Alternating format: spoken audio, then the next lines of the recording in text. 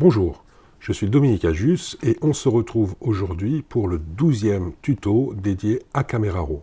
Nous allons voir aujourd'hui l'outil recadrage. Alors l'outil recadrage se trouve ici. Je vais cliquer dessus et je vois que Camera Raw me propose le recadrage que j'avais déjà fait sur cette image. Alors on va l'annuler. Pour ça, on a plusieurs manières. On peut soit cliquer droit dans l'image et aller sur effacer le recadrage, ou alors retourner ici, laisser le clic appuyé, et on a également la possibilité d'annuler le recadrage. Donc voici l'image d'origine. Donc je vais pouvoir cliquer à n'importe quel endroit et étirer mon cadre de manière à choisir un recadrage. Je vais pouvoir également cliquer à l'intérieur de ce recadrage et déplacer la fenêtre. Toutes les parties qui sont grisées à l'extérieur du cadre de mon recadrage sont donc les parties qui sont laissées de côté par le recadrage. Je peux aussi prendre les coins ici et les tirer de manière à agrandir ma zone de recadrage ou à la réduire. Enfin, si je place mon curseur juste à côté d'un coin, le curseur se transforme en double flèche et à ce moment-là, en cliquant, je peux faire une rotation de mon cadrage. Si je garde la touche Shift appuyée et que je clique, je vais à ce moment-là changer mon cadrage, ma rotation, par incrémentation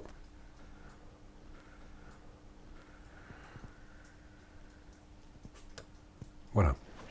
Si vous n'avez pas ici cette trame, ici qui est la trame liée à la règle des tiers, il suffit d'aller à nouveau sur votre outil et de lui demander de le mettre.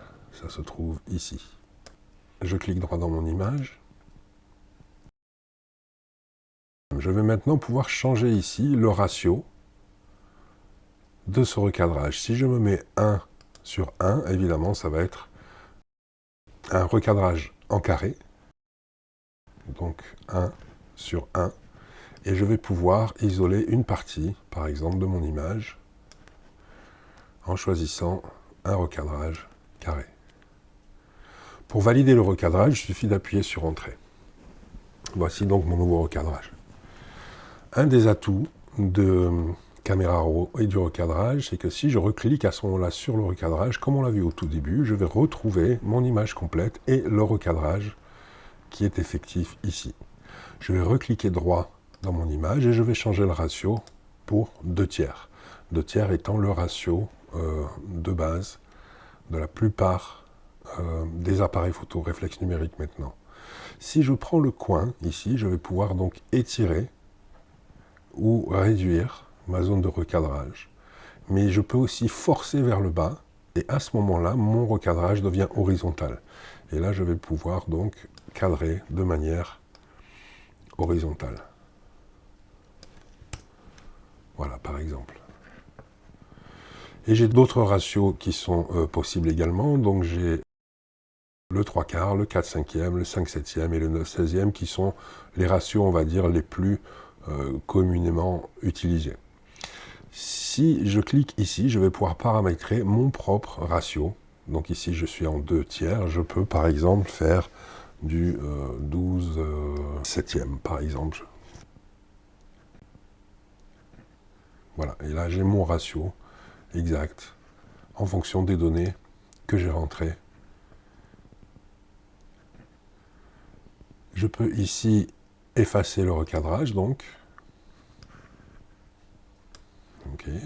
Et je peux ici revenir au ratio originel, c'est-à-dire qui était 2 tiers sur mon image.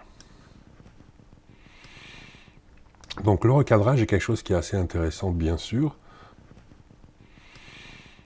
Il y a une seule chose à savoir sur Camera Raw, c'est qu'une fois que vous avez fait un recadrage, même si à l'intérieur de Camera Raw, il est possible de retrouver l'image complète. Une fois que vous importez ce recadrage dans Photoshop, Photoshop va donc uniquement prendre en compte la partie à l'intérieur de ce cadre et les pixels extérieurs seront perdus.